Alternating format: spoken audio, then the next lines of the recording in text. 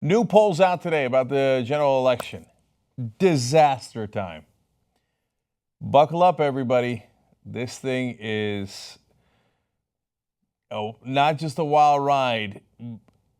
It's crashing. Brace for impact. So, number one, general election national poll. ABC News, Washington Post. 46% Donald Trump, 45% Hillary Clinton.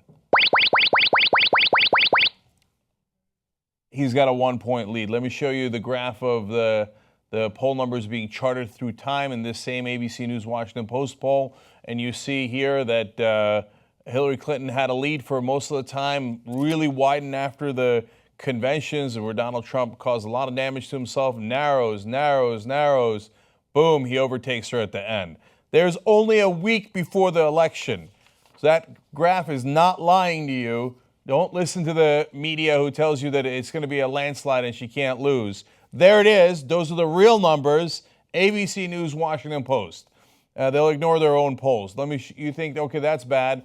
But hey, Cenk, it's a combination of polls, and there's older polls that have her winning. I know, but we don't vote a week ago. We vote a week from now. I know early voting has already begun, and right now she's losing in nationwide polling. I'm going to get to the swing states in a second, but in the midst of that poll coming out today, and everybody, as usual, the Democrats and the media go, oh, the polls, don't worry about the polls. No. Science, no, we're against science. Okay, it's only one poll, only one. In the afternoon, another one comes out. LA Times poll, done with conjunction with USC.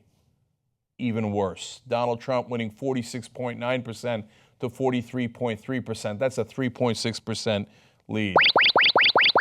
Let me show you the graph of that poll throughout time. So this is throughout the election season. Same thing as the Washington Post ABC News poll. Goes back and forth in the beginning. Then Hillary Clinton opens up a lead after the conventions. He closes in. Boom, overtakes her. This is disastrous news. Let's go to the swing states, because that's the next layer of everybody in Washington go, oh, no, it can't. Brexit can't happen. Trump can't win. I don't know anyone who's in favor of Trump. That's totally irrelevant. The numbers are what's relevant. Ohio, I mean, that's a critical swing state. He's not going to win Ohio, is he? Wrong.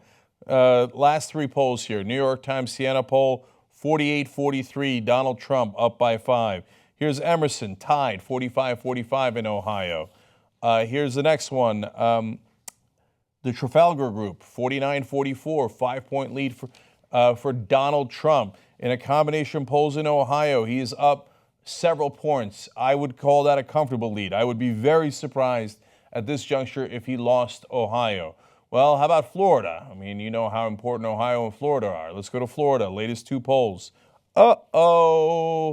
Remington Research, 48-44 Donald Trump. Okay, but let's be fair. Let's give you another one. New York Times Siena poll, 46-42 Donald Trump. As things stand now, he will win Ohio and Florida. Now, there's a week, and this election is the wildest ride you've ever seen in your life. It's the wildest one I've ever seen, and I've covered politics for over 20 years.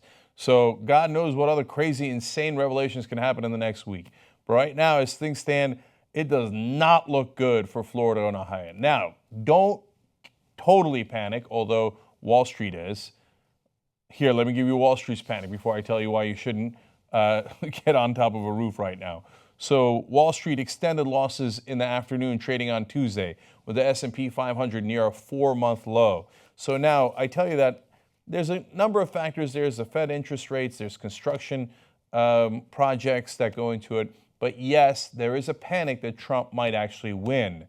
The price of the stock market have priced in a Hillary Clinton win.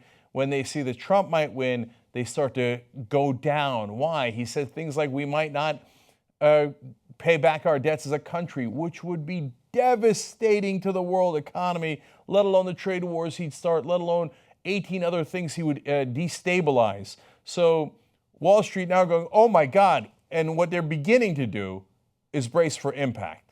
They just put the tray table up, and now they're thinking about crouching. So that's real. That's real markets going, oh, damn, he might win.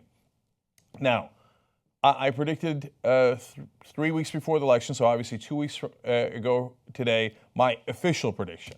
Now, I don't make that unless I think it's over. And at the time, I said Hillary Clinton would win.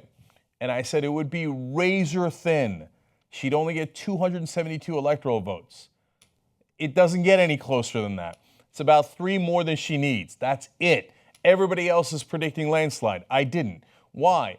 Because her support is as soft as it could possibly be. The minute she hits any kind of, to continue this analogy, a bump in the air, all of a sudden, she can't handle the turbulence and the plane goes like this and her numbers dive. So they're diving because people don't like her. Despite all that, why do I think she's going to hold on to that razor-thin victory?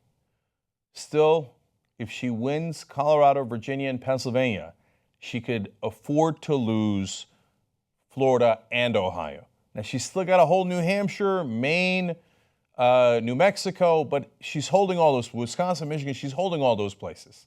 So she can even lose a point in Maine, which I think she will. That was my prediction, because Maine's a strange state. And she could lose Nevada, she could lose Arizona, Georgia, North Carolina, and still win. That's why the electoral map really is in her favor. But now we have significant erosion in places like Pennsylvania, down to about 4-point lead for Hillary Clinton. We got a week left. Tick tock, tick tock. She better hold those. If she doesn't, 4 years of Donald Trump being the most powerful man on earth. God help us all. Support independent media by becoming a member of the Young Turks at tytnetwork.com/join.